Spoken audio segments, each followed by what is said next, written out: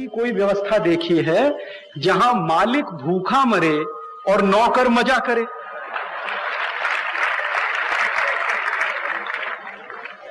आप बताओ, दुनिया में कहीं आपने ऐसी व्यवस्था देखी कि मालिक तो भूखा मरे और नौकर मजा करे?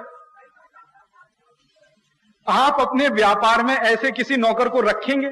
आप दुकान चलाते हैं, दुकान में ऐसा नौकर रखेंगे कभी कि नौकर मलाई खाए और मालिक भूखा मर जाए?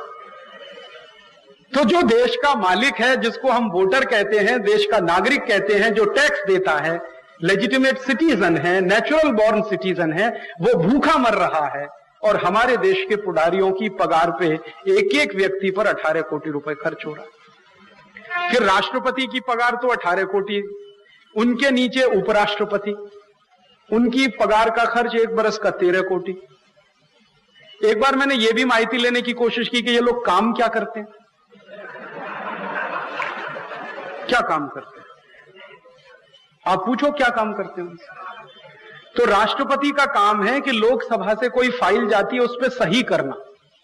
तो कितने दिन फाइल जाती है? बरस में 1 महीना बस। क्यों? बाकी दिन लोकसभा चलती ही नहीं, और चलती भी है तो वहां दंगल होता। लोकसभा तो अखाड़े से भी ज्यादा बुरी हो गई, क्योंकि अखाड़े में भी जो दंगल होता उसके नियम कायदे कानून, वहां तो कुछ नियम ही नहीं है, कायदे ही नहीं, कानून ही नहीं। कोई किसी की पैंट उतार रहा है, कोई किसी की खींच रहा है, कोई किसी की खींच रहा है, यही लगा रहता है लोकसभा। और कभी कभी तो ऐसी हालत होती है लोकसभा की कि वो बेचारा जो अपना अध्यक्ष है वो ठक ठक ठक ठक पीटता रहता, कोई किसी की सुनता ही नहीं। लगे हैं जिंदाबाद मुर्दाबाद, ऐसे जैसे गली के चौराहे पे जिंदाबाद मुर्दाबाद करते हैं वो सदन के अंदर। और जब राष्ट्रपति लोकसभा अध्यक्ष बहुत परेशान हो जाता है तो सदन को स्थगित कर देता। तो वो यही तो चाहते हैं कि सदन स्थगित होता रहे और पगार उनको बढ़ती रहे। तो सदन स्थगित हो जाता, फिर काम ही नहीं होता, और ऐसे दिवस लोकसभा में बहुत बर्बाद होते हैं। भारत देश के पूर्व लोकसभा अध्यक्ष, जिनका नाम है पीए संगमा, उन्होंने अभी थोड़े दिन पहले एक पुस्तक छोटी सी लिखी है। उसमें कहा है कि आज से 50 बरस पहले लोकसभा में जितना काम होता था आज उसका 10% भी नहीं होता। 10% काम नहीं है लोकसभा। तो चूंकि लोकसभा में काम नहीं हो तो राष्ट्रपति को काम नहीं, लोकसभा काम करे तो राष्ट्रपति को काम हो, लोकसभा काम ही नहीं करती तो राष्ट्रपति को काम, और काम होता भी है तो सिर्फ सही करने। तो सही करने का काम करने के लिए हमने एक नौकर रखा है, उसको 5 लाख रुपए दिवस की हम पगार देते हैं। क्या विचित्र देश है। और हिंदुस्तान में जो मालिक है इस देश का, काश्तकार, मजदूर, अध्यापक, विद्यार्थी, आप, मैं, हम सब, जो रोज 8-8 घंटे मेहनत करें, 10-10 घंटे खेती में मेहनत करें, उनको 40 रुपए नहीं मिलता, 50 रुपए नहीं मिलता, 60 रुपए नहीं मिलता। बेचारे 10-10, 15-15 रुपए पे काम करने को तैयार है। कल मैं उरन नाम के गांव में गया, वहां मेरे एक परिचित मित्र हैं निमाड़े से, मैं उनसे बात कर रहा था तो उन्होंने कहा, राजीव भाई हमारे गांव की तो परिस्थिति ऐसी है कि बहनें, महिलाएं पूरे दिवस खेत में काम करें तो भी 25 रुपए नहीं मिलता उनको। तो हमारे देश का काश्तकार दिवस भर खेती में काम करे, मर जाए तो उसकी पीठ टूट जाए, क्योंकि जब वो खेती करता है, धान की खेती करे तो उसकी पीठ टूट जाती है, झुके झुके झुके झुके धान की रोपाई करनी पड़ती है। वो काश्तकार को दिवस में 25 रुपए भी न मिले और राष्ट्रपति को सिर्फ सही करने के लिए दिवस का 5 लाख रुपए खर्च। ये व्यवस्था अपने देश में। और राष्ट्रपति महोदय जिस घर में रहते हैं वो घर कैसा? 350 कमरे एक घर में। शिवाजी महाराज का महल भी नहीं था ऐसा, तो 350 किसी राजा का महल नहीं था 350 कमरे। राष्ट्रपति के महल में 350 कमरे।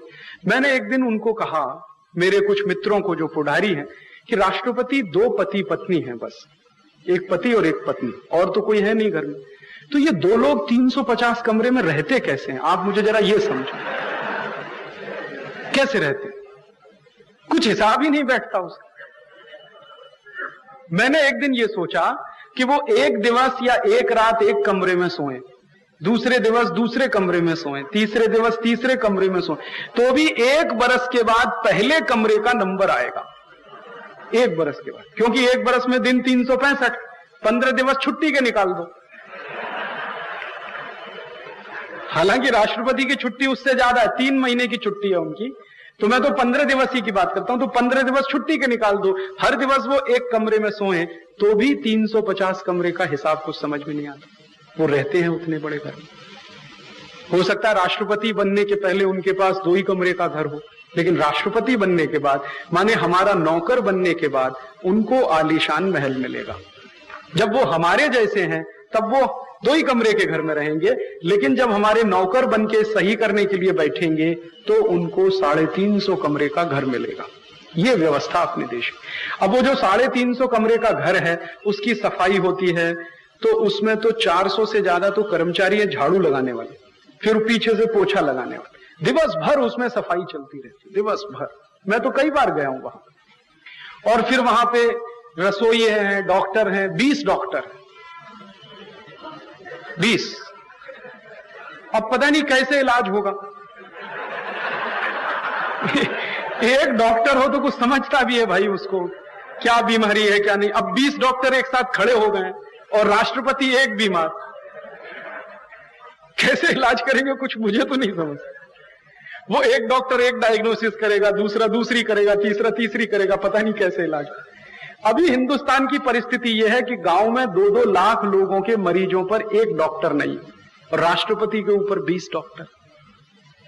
और जब वो चलते हैं तो 25-30 कारें उनके साथ चलती, 25-30 कम से कम। एक बार मैंने किसी को पूछा कि भाई इतनी कार क्यों चलती है, एक कार काफी है उनके लिए। तो उन्होंने कहा हम इसलिए 25-30 कार चलाते हैं कि उनके ऊपर कोई अतिरेकी हमला ना करे। तो मैंने कहा आप इसकी क्या गारंटी लेते हैं? तो उन्होंने कहा हम ऐसी गारंटी लेते हैं कि राष्ट्रपति किस कार में ये पता ही नहीं चलता। तो एक ही कार में वो बैठते हैं, बाकी सब खाली होती, सिर्फ ड्राइवर रहता, आगे पीछे लाइन से चलती है। एक में वो बैठते हैं, बाकी खाली चलती है। तो वो जब चलती हैं तो उनके डीजल पेट्रोल का खर्च वो अलग से है। तो कुछ समझता नहीं अपने को, तो ये क्या चलता अपने लिए। फिर उपराष्ट्रपति है, उनको तो बरस का खर्च 13 कोटि का है, उनका तो कुछ भी काम नहीं। राष्ट्रपति तो भी सही करते, उपराष्ट्रपति का तो वो भी काम नहीं। एक बार मैंने किसी को पूछा ये उपराष्ट्रपति क्यों बनाए आपने, काम तो कुछ है नहीं। तो वो कहते हैं कि राजीव भाई राष्ट्रपति मर गए तो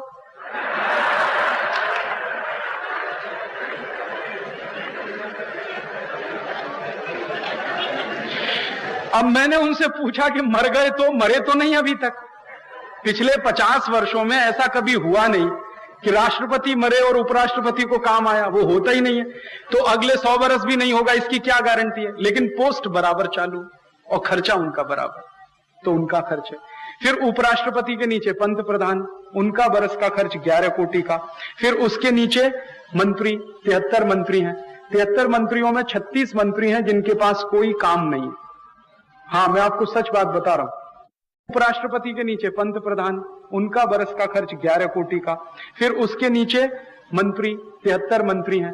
73 मंत्रियों में 36 मंत्री हैं जिनके पास कोई काम नहीं है। हाँ, मैं आपको सच बात बता रहा हूं। एक अंदर की बात बताता हूं, सरकार के अंदर की। जो 36 मंत्री हैं उन्होंने अभी एक एसोसिएशन बनाया, संगठन बनाया सरकार के अंदर। सरकार के अंदर आप समझते हैं संगठन बनता है वहां भी। उन्होंने क्यों बनाया? तो एक मंत्री को मैंने पूछा भाई आपने क्यों एसोसिएशन बनाया? तो उन्होंने कहा हमने प्रधानमंत्री को एक मेमोरेंडम दिया, ज्ञापन दिया। तो क्या बात का? कि हमको काम दो। काम ही नहीं है हमारे। तो मैंने पूछा आप दिवस भर करते क्या है? कि बस बैठते हैं एसी में, सवेरे आते हैं शाम को घर चले जाते हैं, कुछ उसमें देखते रहते हैं टीवी वगैरह, और तो कुछ काम है नहीं। और काम क्यों नहीं है? क्योंकि पहली बार ऐसा मंत्रिमंडल बना देश में जिसके मंत्रियों की जरूरत ही कम थी। ज्यादा से ज्यादा 40-45 मंत्री बहुत होते हैं दिल्ली में, अभी तो 73 मंत्री। काम कहां से आए? लेकिन खर्चा उनका सबका मंत्रियों वाला। फिर उन मंत्रियों के नीचे मुख्यमंत्री, पूरे देश में 28 मुख्यमंत्री। दर एक मुख्यमंत्री का साल का खर्च 10 कोटि, तो 28 का 280 कोटि। फिर 28 राज्यपाल मुख्यमंत्री के ऊपर, हर एक राज्यपाल का 11-12 कोटि का खर्च, तो 300 कोटि वो। फिर राज्य सरकार में मंत्री, केंद्र के अलग राज्य के अलग। मैं उत्तर प्रदेश का रहने वाला हूं, मेरे राज्य सरकार में 90 के ऊपर 94 मंत्री इस समय, 94। और उनमें से 18 मंत्री हैं जिनको कहते हैं मिनिस्टर्स विदाउट पोर्टफोलियो, बिना खाता मंत्री। खाता कहां से लाए? लेकिन मंत्री हैं सब। आएगा कहां से? और जो मंत्री खाता के बगैर हैं, उनका बरस का चाय पानी का खर्च 1,36,00,000 रुपए का। चाय पानी का खर्च। खाता नहीं है लेकिन चाय पानी, शायद चाय पानी के लिए ही मंत्री। फिर एक बार मैंने किसी पुढ़ारी को पूछा यूपी में कि भाई इतना जंबो मंत्रिमंडल क्यों? तो उन्होंने कहा मुख्यमंत्री की कुर्सी बचाने के लिए तो बना नहीं पड़ता। तो मैंने कहा मेरे उत्तर प्रदेश में 405 आमदार होते हैं, पहले तो 425 थे, फिर जब से उत्तरांचल अलग हुआ तब से हमारे यहाँ 405 आमदार। तो मैंने कहा एक दिन आएगा सब आमदार को मंत्री बनाओगे, क्योंकि हर एक का वोट चाहिए मुख्यमंत्री, और सबके लिए मंत्री की गाड़ी दोगे, लाल बत्ती दोगे, हरी बत्ती दोगे, सब करोगे वो। और उनके लिए रहने को घर फ्री है, बंगला फ्री है, बिजली फ्री है, मोबाइल फोन फ्री है। आप जानते हैं हर एक मंत्री को मोबाइल फोन फ्री है, और उनको जो मोबाइल मिला हुआ है वो रोमिंग है, ऑल इंडिया है। वो फोन करें या ना करें, 8,000 रुपए महीने का तो उसका बिल है, 8,000 रुपए महीने का बिल है। वो फोन करें या ना करें, हर एक मंत्री को ऑल इंडिया मोबाइल, स्टेट में भी और सेंट्रल में। फिर उसके बाद जब वो सदन नहीं चलता, माने विधानसभा नहीं चलती, लोकसभा नहीं चलती, और अपने क्षेत्र के दौरे पर होते हैं, तो वो अलाउंस अलग से मिलता है, कॉन्स्टिट्यूएंसी के हिसाब से। फिर गाड़ियों में डीजल पेट्रोल मिलता है। केंद्र के मंत्री को बड़े आराम से बरस में 400 लीटर डीजल या पेट्रोल फ्री है, मिनिमम इतना तो है। फिर हवाई जहाज की यात्रा फ्री है, फिर रेल की यात्रा फ्री है। तो क्या क्या नहीं है उनको। एक एक घर के मंत्री को मैंने देखा 5-5 एकड़ में घर बना हुआ है, 5 एकड़, और उसमें वो भाजी करते हैं और भाजी भी बाजार में बेचते हैं, उसकी भी कमाई कर लेते हैं। आप हंसिए मत, मैं आपको सच्ची बात बोल रहा हूं। दिल्ली में कई मंत्रियों के घर में मैंने देखा वो भाजी पाला करते हैं और बाजार में बेच के उसका भी नफा लेते हैं, क्योंकि 5 एकड़ का प्लॉट है, क्या करेंगे उसमें, रह तो सकते नहीं, तो उसमें खूब करते हैं, तो उसमें से कमाई करते हैं। तो ये परिस्थिति है। फिर एक दिन मैंने क्या किया कि इसके ऊपर 800 खासदार अपने देश में, और 800 खासदार के ऊपर 4,025 आमदार पूरे देश में। हर एक खासदार का एक महीने का खर्च 1,00,000 रुपए। और ये जो पगार बाढ़ हुआ ना अभी 15-20 दिवस पूर्व, 3 पट पगार बाढ़ किया, तो पगार बाढ़ के बाद अब खासदार का महीने का खर्च हो जाएगा 3,00,000 रुपए। अभी तक 1,00,000 रुपए महीने था, 3,00,000। अब आप देखो ये चतुराई क्या है। आप अगर अखबार पढ़ोगे तो उसमें खबर ये है कि पहले उनको पगार थी 4,000 रुपए मासिक, अब 12,000। ये तो बेसिक है, इसके ऊपर बहुत कुछ होता है। ये तो आपको मुझको मूर्ख बनाने के लिए बेसिक सैलरी है। इसके अलावा जो उनको दिया जाता है, उनके डिपार्टमेंट के, उनके सेक्रेटरी के, उनके असिस्टेंट के नाम पर, उनके पूरे ऑफिस के नाम पर, फिर उनको बिजली के खर्चे के नाम पर, पानी के खर्चे के नाम पर, घर खर्चे के नाम पर, फिर हवाई जहाज की यात्रा, वो सब मैंने एक बार जोड़ा तो एक खासदार का महीने का औसतन खर्च 1,00,000 रुपए, और अब पगार बाढ़ के बाद हो जाएगा 3,00,000 रुपए। अच्छा, अब 3,00,000 रुपए खासदार की पगार हो गई, माने खर्चा 1 बरस का, तो भी खासदार संतुष्ट नहीं, कहते हैं अभी और बढ़ाओ इसको। हमारे देश में एक खासदार हैं, उनका नाम है राजीव शुक्ला, और राज्यसभा में अभी खासदार हुए हैं थोड़े दिवस पूर्व। तो उन्होंने अभी थोड़े दिवस पूर्व कहा कि ये 3,00,000 रुपए मासिक जो हमारा खर्चा है ये कम है। तो उसको किसी ने पूछा कितना होना चाहिए, तो उसने कहा 12,00,000 होना चाहिए कम से कम। तो फिर उनको पूछा गया भाई 12,00,000 रुपए महीने का आप ऐसा कौन सा काम करते हैं जो आपको इतना मिलना चाहिए? तो उन्होंने कहा अमेरिका में मिलता है इतना। तो अमेरिका चले जाओ, फिर यहां क्यों हो हिंदुस्तान? जाओ अमेरिका, हमने तो नहीं रोका है आपको, ले लो वहां का वीजा, चले जाओ। और अमेरिका में तो उल्टी हालत है, अभी जो गए हैं उन्हीं को पीट पीट के भगा रहे हैं अभी। तो अमेरिका में 12,00,000 रुपए मासिक है, और वो तब है जब उनकी इकोनॉमी का स्केल और हमारी इकोनॉमी के स्केल में जमीन आसमान का फर्क है। अमेरिका का 1 साल का बजट हिंदुस्तान के 10 साल के बजट के बराबर है। तो जब उनका 1 साल का बजट 10 साल के हमारे बजट के बराबर है, उस बजट में वो 12,00,000 रुपए महीने देते हैं। लेकिन एक माहिती मैं आपको देना चाहता हूं, वो ये, अमेरिका के किसी भी खासदार को ना तो मुफ्त में मोबाइल फोन मिलता है, ना मुफ्त में हवाई यात्रा करने को मिलती है, ना मुफ्त में रहने को घर मिलता है, ना मुफ्त की बीज मिलती है, ना मुफ्त का पानी मिलता है। उनको उतना ही टैक्स देना पड़ता है जितना दूसरे लोगों को देना पड़ता है। हमारे खासदार ये भूल जाते हैं जब ये कहते हैं। और अमेरिका ही क्यों, दुनिया के किसी भी देश में किसी भी खासदार को मुफ्त में मोबाइल फोन नहीं मिलता। ब्रिटेन में आप चले जाइए, ब्रिटेन में जितने भी एमपीज हैं हाउस ऑफ कॉमन्स के या हाउस ऑफ लॉर्ड्स के, सबको किराए के घर में रहना पड़ता है या अपने घर में रहना पड़ता है। सरकार किसी को घर नहीं देती, गाड़ी किसी को नहीं देती, भत्ता किसी को नहीं देती। हमारे ही देश में है ये व्यवस्था। तो इतनी भयंकर पगार का खर्च अपने देश का, और ये खर्चा कितना है, मैंने एक बार ये सब खर्चा जोड़ा, राष्ट्रपति से लेकर और नीचे हिंदुस्तान में म्युनिसिपल कॉरपोरेशन के कॉरपोरेटर तक पगार का खर्च एक बार मैंने जोड़ा। फिर बाद में मुझे लगा कि सरपंच को भी इसमें शामिल करूं, क्योंकि अब उनको भी पगार मिलने लगी है। तो 5,76,000 सरपंच हैं पूरे देश में, तो उनका भी खर्च मैंने जोड़ा, तो एक बरस के पगार का ही खर्च 87,000 कोटी रुपए, एक बरस का। और ये जो 87,000 कोटी रुपए पगार के ऊपर खर्च होता है, वो हमारे देश की गरीबी का सबसे बड़ा कारण है। आप पूछोगे क्यों? आप सीधे से हिसाब जोड़ लो ना, अगर ये 87,000 कोटी बरस में खर्च नहीं होता, सीधे लोगों में बांट दिया जाता, तो भी एक एक व्यक्ति को इस देश में 8,700 रुपए बड़े आराम से बरस में मिल सकता। नहीं करते हम, व्यवस्था ही नहीं चलाते, ना हमें संसद चलानी है, लोकसभा ना विधानसभा, बंद कर दो ये सब, क्योंकि आप चलाते हो हमारे लिए और हमारा ही काम होता नहीं, पगारवाड़ होती रहती। जब संसद में पगारवाड़ का विधेयक आता है, सब खासदार एक बाजू में हो जाते, कोई उस दिन विपक्ष नहीं होता, सब सत्ता पक्ष में आ जाते, और पगारवाड़ का विधेयक 3 मिनट में पारित होता है, बस 3 मिनट में। और मुझे इस बार इतना खराब लगा कि इसी वर्ष हिंदुस्तान में भूख से सबसे ज्यादा लोग मर रहे हैं, और इसी वर्ष अपने पुडारी पगारवाड़ में लगे हुए हैं। सबसे ज्यादा दुख की बात है अपने देश, और दुख ही नहीं, शर्म आती है मुझे मेरे देश के पुडारियों।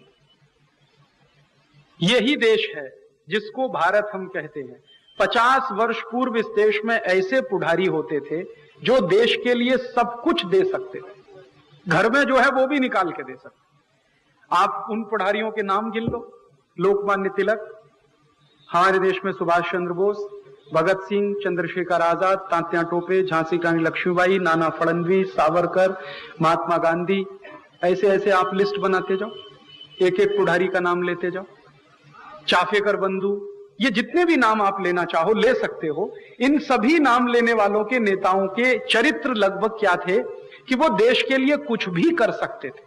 अपना घर देना हो तो घर दे सकते थे, बच्चों को दांव पर लगाना हो तो बच्चों को दांव पर लगा सकते थे, नौकरी छोड़नी हो तो नौकरी छोड़ सकते थे, धंधा छोड़ना हो तो धंधा छोड़ सकते थे, और किया है उन्होंने। आप जानते हैं सुभाष चंद्र बोस तो आईसीएस में टॉपर थे, और अंग्रेजों की सरकार में आईसीएस टॉप करना कोई मजाक बात नहीं थी। हिंदुस्तानियों को तो प्रवेश नहीं मिलता, और उन्होंने अंग्रेजी लड़कों को पीछे छोड़ते हुए खुद टॉप किया था।